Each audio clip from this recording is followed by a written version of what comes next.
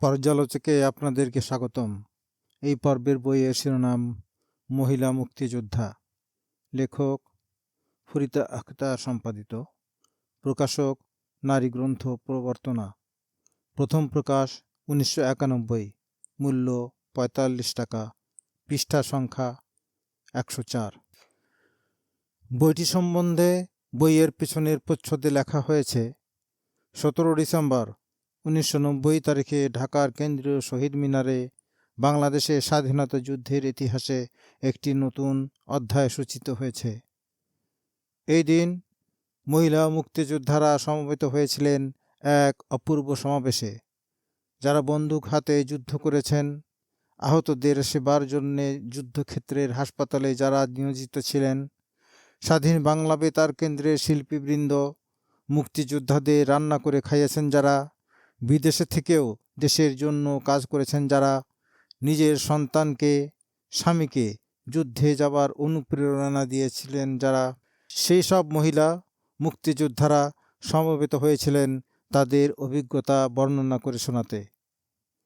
মুক্তিযোদ্ধা বলতে যে কেবল বন্দুক হাতে একজন পুরুষ মুক্তিযোদ্ধাকেই বোঝায় না, এ কথাটি সেদিন দৃঢ়তার সাথে প্রতিষ্ঠা করেছেন মহিলা মুক্তিযোদ্ধারা সশরীরে উপস্থিত হয়ে।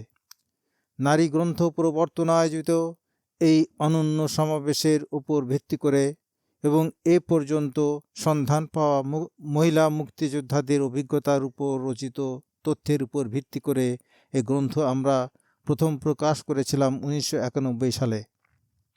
এ গ্রন্থটি গবেষক ও সাধারণ পাঠকদের মধ্যে বিপুল সাড়া জাগিয়েছে। আমাদের এখন প্রকাশিত বইটি দ্রুত শেষ হয়ে যায়, তাই আমরা পুনরায় প্রকাশ করছি। এর সঙ্গে যুক্ত হয়েছে দ্বিতীয় মহিলা মুক্তিযোদ্ধা সমাবেশের তথ্য। বাংলাদেশের সঠিক ইতিহাস প্রণয়নের জন্যে এ গ্রন্থটি সকলেরই পড়া দরকার। সকলেই এ গ্রন্থ পড়ুন এবং আমাদের আরও মুক্তিযোদ্ধাদের সন্ধান দিন। বইটির শিরোনাম মহিলা মুক্তিযোদ্ধা হলেও আসলে সেইভাবে মহিলা মুক্তিযোদ্ধাদের কথা খুব বেশি নেই। অস্ত্র হাতে যুদ্ধ করেছেন তখন পর্যন্ত সেই সব মহিলা মুক্তিযোদ্ধাদের সন্ধান না পাওয়ার কারণেই সম্ভবত সেটা হয়েছে। এখানে বেশ কয়েকজনের লেখা প্রকাশ করা হয়েছে যারা হাসপাতালের সাথে জড়িত থেকে মুক্তিযুদ্ধে অবদান রেখেছেন। তাদের অবদানকে কোনো ক্রমেই খাটো করে দেখার সুযোগ নেই। ইদানিং অনেক তথ্য পাওয়া যাচ্ছে যেখানে মহিলারাও সরাসরি সশস্ত্র মুক্তিযুদ্ধে অংশগ্রহণ করেছিলেন। পুরুষদের মতোই তারাও অস্ত্রের সাহায্যে শত্রু নিধনে তৎপর ছিলেন। ঢাকা শহরে 14 আগস্ট বাংলাদেশের পতাকা উড়ানো হয়েছিল, সেই খবর কি আমরা জানি? জানি না। 89 পাতায় সেই বিষয়ে লেখা হয়েছে।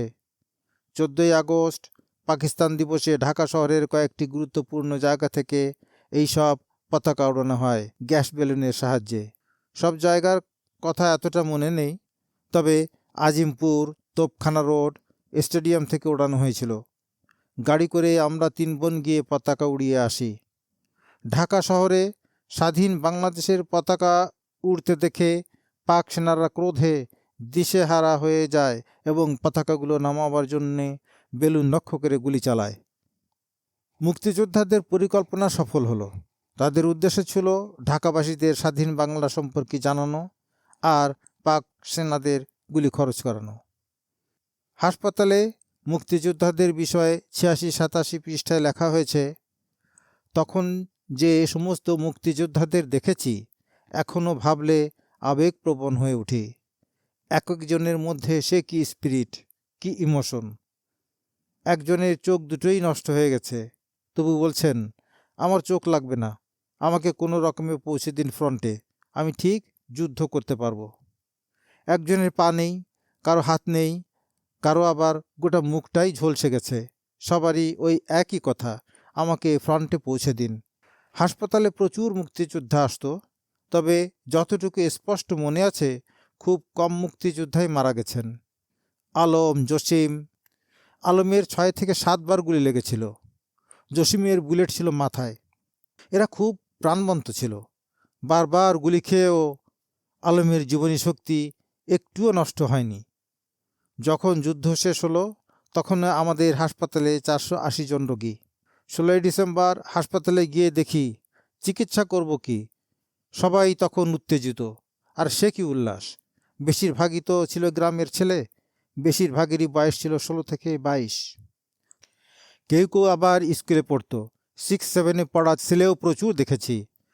তো বিজয় দিবসের দিন তো মহা হইচই, কে কার কথা শোনে। অসুস্থ শরীর নিয়েই সবাই নাচানাচি করছে, হই হল্লা করছে। এই পর্বের এখানেই সমাপ্তি। আশা করছি পরের পর্বেও আপনাদের সঙ্গ পাব। সেই পর্যন্ত সকলকে ধন্যবাদ।